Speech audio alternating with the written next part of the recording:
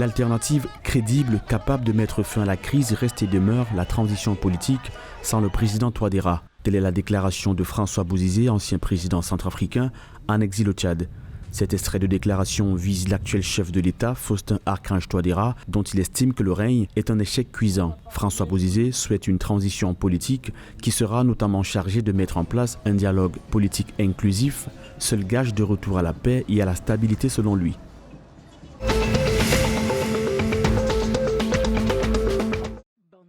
Menaces graves sur la population, embuscades, meurtres, la société civile du Nord Kivu en République démocratique du Congo appelle le gouvernement à ne pas oublier la situation sécuritaire qui prévaut dans le territoire de Béni. Le premier vice-président de cette structure citoyenne, Edgar Matesso, estime que tous les efforts sont actuellement concentrés dans le territoire de Rwenzori à cause de la résurgence de la rébellion du M23, alors que les ADF multiplient les attaques contre les civils à Béni.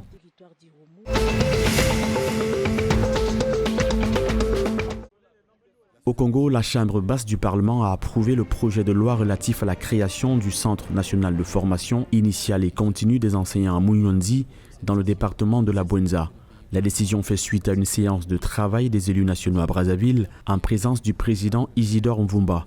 Jean-Luc Moutou, ministre de l'enseignement préscolaire, primaire, secondaire et de l'alphabétisation, a défendu le projet de loi portant création du dit centre.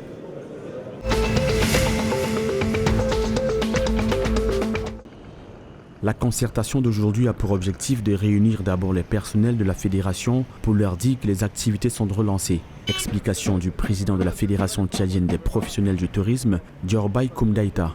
C'était à l'occasion d'une concertation le 25 juin à N'Djamena en vue de faire redémarrer le secteur. Un secteur miné par la crise du Covid-19 notamment.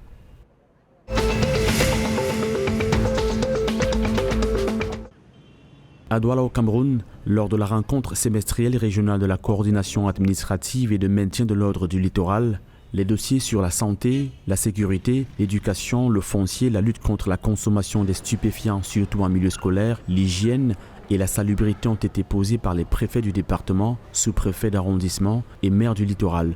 Roger Mbassadine, le maire de Douala, s'est particulièrement appuyé sur la position géographique, le potentiel économique de sa ville, qui a un impact positif sur le PIB national.